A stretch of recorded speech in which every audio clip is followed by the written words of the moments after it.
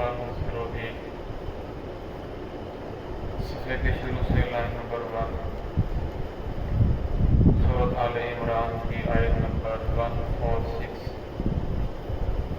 اعوذ باللہ من الشیطان الرجیم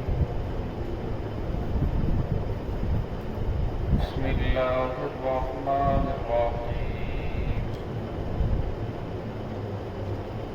وما كان قولهم إلا أن قالوا ربنا اغفر لنا ذنوبنا وإسرافنا في أمرنا وثبت أقدامنا وانصرنا على القوم الكافرين فآتاهم الله ثواب الدنيا وحسن ثواب الآخرة والله يحب المحسنين.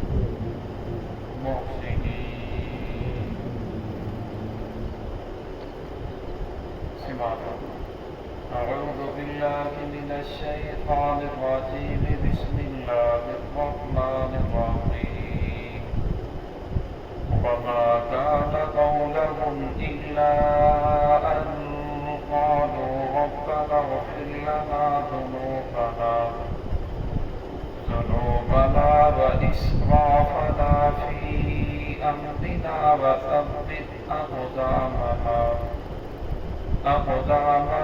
وانصرنا على القوم الكافرين فآتاهم الله ثواب الدنيا وحسن ثواب الآخرة والله يحب المحسنين. وما كان قولهم نہیں تھا ان کا قول ان کی بات الا ان قالوا مگر یہ کہ وہ کہتے تھے ربنا اے ہمارے رب ربنا اغفر لنا ذنوبنا بخش دے ہمیں ہمارے گناہ و اسرافنا جو ہم نے زیادتیاں کی ہیں فی امرنا اپنے معاملے میں وثبت اقدامنا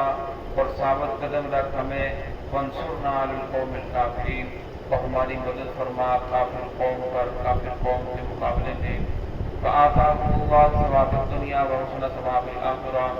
اللہ رب العزت نے انہیں عطا کیا دنیا میں بھی اچھا بدلہ وحسن ثواب الآخرہ اور آخرت میں بہت ہی اچھا بدلہ عطا فرمائیں گے. واللہ یحب المحسنین اور اللہ رب العزت پسند کرتے ہیں نیکی کرنے والوں کو محسنین کو احسان کرنے والوں کو. اللہ رب العزت نے یہاں نیک بندوں کی صفات بیان فرمائی. فرمایا ان کی طرف جب بھی کوئی خطا آتی ہے یا ان کی طرف سے کوئی بےچینی آ جاتی ہے تو وہ اس کا گناہ کسی اور کے اوپر نہیں تھوپتے بلکہ اپنے اوپر ہی اسے لیتے ہیں. یہ نہیں کہ اگر اللہ رب العزت نے مالداری ادا کر دی کسی کاروبار کے اندر نفع ہو گیا تو کہتا ہے میرا بڑا کمال ہے میں نے بڑی محنت کی رات دن میں لگا رہا. اگر اس کے اندر نقصان آ گیا یا کوئی پریشانی آ گئی تو پھر کہتا ہے یہ اللہ کی طرف سے ہے. اور میں نیک لوگوں کی صرف یہ نہیں بلکہ نیک لوگوں کی صرف یہ ہے اگر اللہ نے فتح عطا فرمائی مقدمے کے اندر کامیابی عطا فرمائی کاروبار کے اندر نفع عطا فرمائی پھر وہ کہتے ہیں کہ یہ اللہ رب العزت کی طرف سے ہے میرا اس کے اندر کوئی کمال نہیں بلکہ میں نے جو سبب اختیار کیا ہے اور اس کے اندر نفع عطا فرمایا جو کامیابی عطا فرمائی یہ اللہ رب العزت نے. اور اگر کوئی پریشانی آ جاتی ہے کاروبار کے اندر گھاٹا آ جاتا ہے یا کوئی اور پریشانی آ جاتی ہے مقدمے کے اندر شکست ہو گئی پھر وہ سمجھتا ہے کہ یہ میرے کسی گناہ کی وجہ سے ہے. بیماری آ گئی وہ سمجھتا ہے کہ مجھ سے کوئی ایسی غلطی ہو گئی، زبان سے کوئی ایسا بول نکل گیا، یا کسی مسلمان کو میں نے کوئی ایسی بات کہہ دی، یا کوئی میرے ہی عمل کی وجہ سے ہے عبادات کے اندر کمی آ رہی ہے، جس کی وجہ سے یہ میرے گناہ کی وجہ سے میرے اوپر یہ مصیبت پریشانی آ رہی ہے، پھر اس کا وہ اپنے ذمہ لیتا ہے، بلکہ اللہ کے اوپر نہیں ٹوکتا۔ تو یہاں بھی یہی فرمایا وما کان قولکم، ان کا قول یہی تھا الا ان قالوا ربنا اغفر لنا، انہوں نے کہا کہ ہمارے رب بخش دے ہمیں ہمارے گناہ، واسرافنا، جو ہم نے زیادتیاں کی ہیں، فی امرنا، اپنے معاملے میں، وثبت اقدامنا، ہمیں ثابت قدم رکھ کافر قوم کے مقابلے میں، وانصرنا علی القوم الکافرین، اور ہماری کافر قوم کے مقابلے میں بدل فرما۔ فرمایا پھر جب انسان کا ایمان مضبوط ہو جائے، فرمایا پھر اللہ رب العزت یہ نہیں دیکھتے، قلت کثرت کو نہیں دیکھتے۔ قرآن پاک کی آیت ہے دوسرے پارے کے آخر کے اندر، آپ نے طالوت کا واقعہ پڑھا، کم من فئۃ قلیلۃ غلبت فئۃ کثیرۃ بإذن اللہ، کتنی مرتبہ ایسا ہوتا ہے کہ چھوٹی جماعتیں وہ غلبہ پا جاتی ہیں بڑی بڑی جماعتوں کے اوپر۔ حضرت طالوت علیہ السلام کی تعداد 313 ہے، اور مقابلے کے اندر جو جالوت کا لشکر ہے، کافر جو ان کا جرنیل ہے، ان کا جو لشکر 1,00,000 ہے، تو اللہ رب العزت نے 313 کو 1,00,000 کے اوپر فتح عطا فرمائی۔ قرآن پاک میں دوسری جگہ شاہ فرمایا فَحَاسَمُوهُم بِإِذْنِ اللَّهِ، اللہ رب العزت نے کافروں کو شکست دی ان مومنوں کی وجہ سے، ان مومنوں کی وجہ سے اللہ رب العزت کفار کو شکست عطا فرمائی، مومنوں کو فتح عطا فرمائی۔ کیوں؟ اس لیے کہ وہ 313 ایمان والے تھے، اور جب انسان کا ایمان مضبوط ہو جائے، پھر کوئی بھی پریشانی آ جائے، شام کو پیسے دوں وہ یہ نہیں کہتا لگتا ہے کہ آج کسی نے میرے اوپر جادو کر دیا، لگتا ہے کوئی ایسا ہو گیا۔ اکثر جادو پر حق ہے، جادو ہو جاتا ہے، سایہ بھی ہو جاتا ہے، یہ جنات کا اثر ہو جاتا ہے، لیکن اکثر ایسا نہیں ہے۔ اکثر ایسا ہوتا ہے کہ انسان کے بد اعمالیوں کی وجہ سے، عبادات کی سستی کی وجہ سے انسان کے اوپر پریشانیاں آتی ہیں، اور جب پریشانی آتی ہے تو انسان کو اللہ کی طرف رجوع کرنا چاہیے، توبہ استغفار کرنی چاہیے، پھر وہ پریشانی ٹل جاتی ہے۔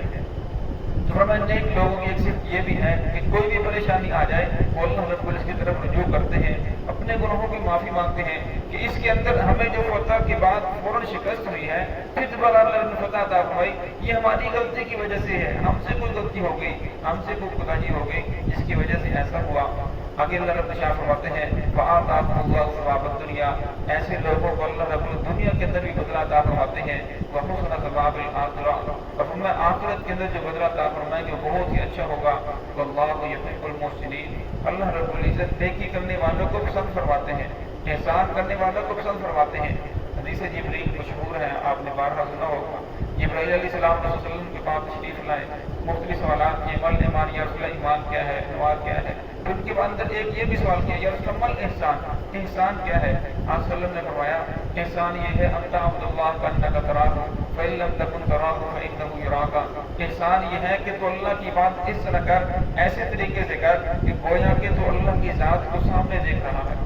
اگر تیرے اندر یہ کیفیت پیدا نہ ہو تو پھر اپنے اندر یہ کیفیت پیدا کرنے کی کوشش کر کہ اللہ رب العزت کی ذات تو مجھے دیکھ رہی ہے، ورنہ اسے احسان کہا جاتا ہے۔ دعا ہے کہ اللہ رب العزت ہمیں صحیح معنی کے اندر اپنی عبادات کرنے کی توفیق عطا فرمائے۔